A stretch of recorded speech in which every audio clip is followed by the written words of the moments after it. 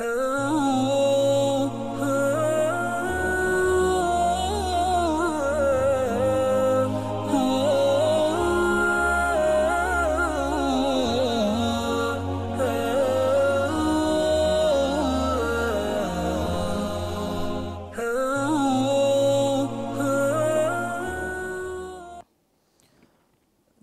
ونصلي على رسوله الكريم اما بعد فاعوذ بالله من الشيطان الرجيم بسم الله الرحمن الرحيم وعهدنا إلى إبراهيم وإسماعيل أن طهرا بيتي للطائفين والعاكفين والركع السجود صدق الله العظيم. عن عائشة رضي الله تعالى عنها أن النبي صلى الله عليه وسلم كان يعتكف العشر الأواخر من رمضان حتى توفاه الله ثم اعتكف ازواجه من بعده متفق علیہ. محترم حاضرین و سامعین و ناظرین، میں سب سے پہلے اللہ رب العزت کا اس بات پر شکر ادا کرتا ہوں کہ اس نے ہم تمام کو اس ماہ مقدس کی برکتیں، رحمتیں، سعادتیں نصیب فرمائیں. اس کے بعد میں سالار ڈیجیٹل کے تمام کمیٹی کی اور ذمہ داروں کی اور ان کو مبارکبادی پیش کرتا ہوں کہ انہوں نے الحمدللہ مختلف موضوعات پر علماء سے بیانات کرا رہے ہیں اور اس کی اشاعت امت کے سامنے کر رہے ہیں. اللہ ان کی کاوشوں، کاموں کو قبول فرمائے. محترم ناظرین، اعتکاف ایک اہم عبادت ہے، ایک ایسی عبادت ہے جو قدیم زمانے سے چلی آ رہی ہے. اعتکاف کے اصل معنی ہیں جڑ جانا، مل جانا، چمٹنا. شریعت کی اصطلاح میں اعتکاف کہتے ہیں اللہ کی نزدیکی اور قرب حاصل کرنے کے لیے مسجد کو لازم پکڑ لینا. یہ اعتکاف ایک ایسی عبادت ہے جو پچھلی امتوں میں بھی پائی جاتی تھی، جیسے کہ دیگر عبادتیں بھی پچھلی امتوں میں پائی جاتی تھیں. سبھی حضرات جانتے ہیں کہ حدیث، مشہور حدیث ہے، بنی الاسلام علی خمس شہادت اللہ الہ الا اللہ وان محمد الرسول اللہ واقام الصلاۃ وایتاء الزکاۃ والحج وصوم رمضان. یہ جتنے ارکان ہیں پچھلی امتوں میں بھی پائے جاتے تھے. جیسا کہ توحید ہے، توحید ہر امت میں پائی جاتی تھی. ہر نبی آتے دین کی دعوت، اللہ کے ایک ہونے کی دعوت دیتے. کئی جگہوں پر قرآن میں اللہ نے کہا وَإِلَىٰ عَادٍ أَخَاهُمْ هُودًا وَإِلَىٰ ثَمُودَ أَخَاهُمْ صَالِحًا وَإِلَىٰ مَدْيَنَ أَخَاهُمْ شُعَيْبًا. الگ الگ جگہوں پر اللہ کہنے کے بعد یہ وہ نبی اپنی امتیوں کو کہتے قَالَ يَا قَوْمِ اعْبُدُوا اللَّهَ مَا لَكُم مِّنْ إِلَٰهٍ غَيْرُهُ. اللہ کے علاوہ کوئی معبود نہیں. توحید ہر امت میں تھی.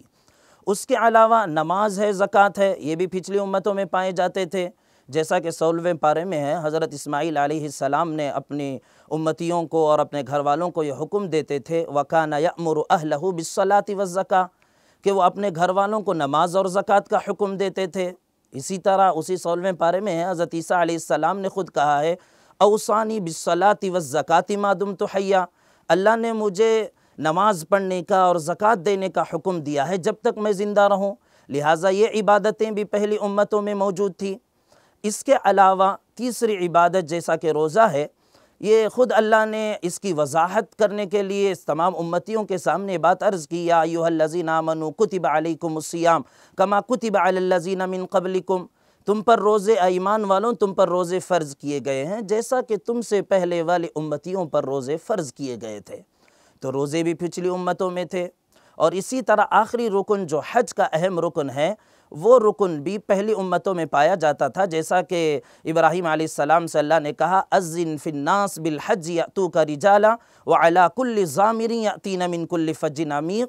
آپ حج کا اعلان کیجئے اور تاکہ لوگ آئیں گے دور دور سے، سوار اور پیدل، ہر طرح سے لوگ بیت اللہ کی طرف آئیں گے.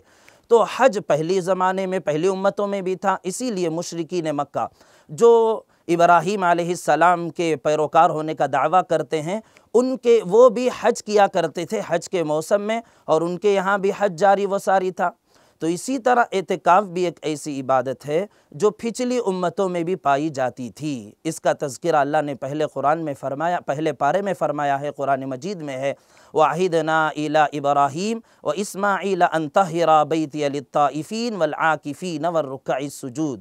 ہم نے ابراہیم اور اسماعیل کو تاکیدی حکم دیا کہ وہ بیت اللہ کو پاک و صاف رکھیں، طواف کرنے والوں کے لیے اور اعتکاف کرنے والوں کے لیے۔ تو اعتکاف بھی پچھلی امتوں میں موجود تھا۔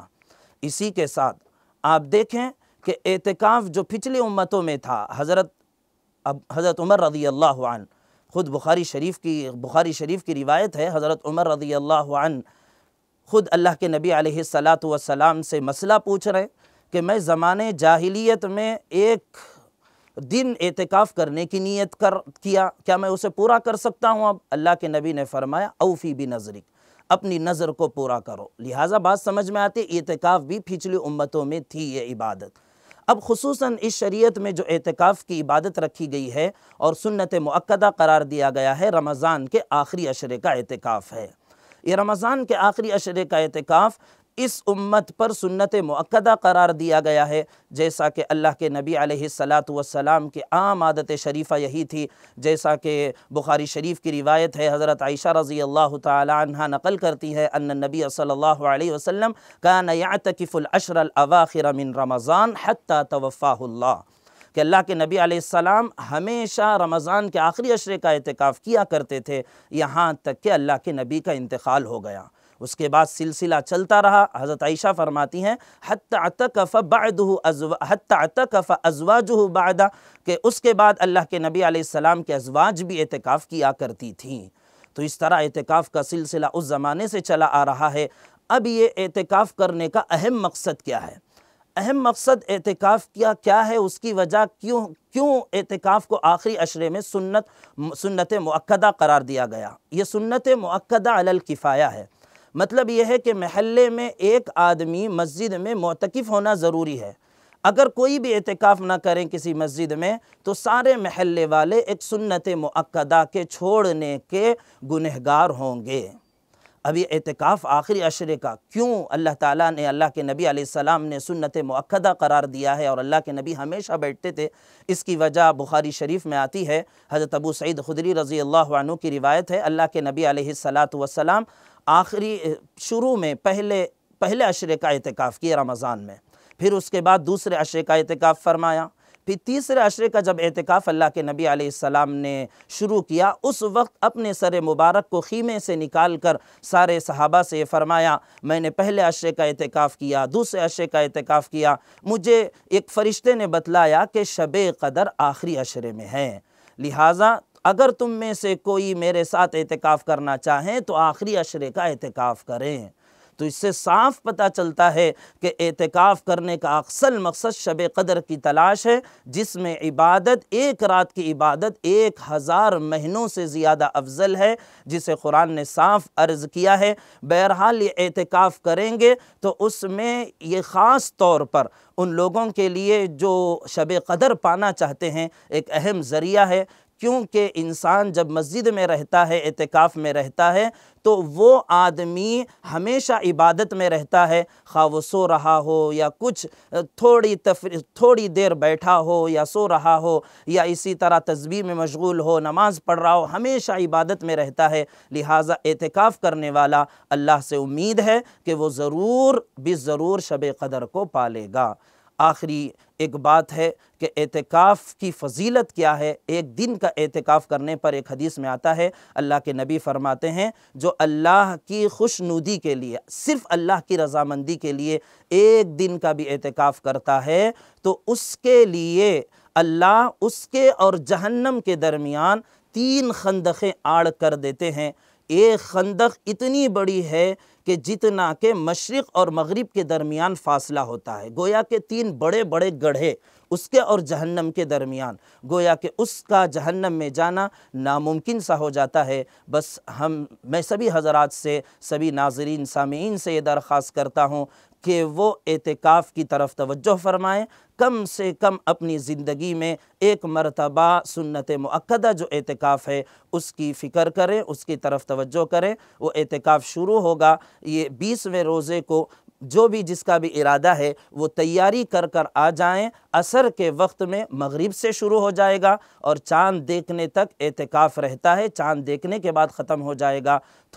تھوڑی بھی تاخیر ہو گئی، مغرب ہو گئی، عشاء ہو گئی 20ویں روزے کی، وہ سنت مؤکدہ کا ثواب ختم ہو جاتا ہے۔ بہرحال اللہ سے دعا ہے اللہ ہم تمام کو آخری عشرے کا اعتکاف صرف اللہ کی رضامندی کے لیے کرنے کی توفیق عطا فرمائیں، ہمارے اعتکاف کو اور عبادتوں کو اللہ اپنے دربار میں قبول فرمائیں۔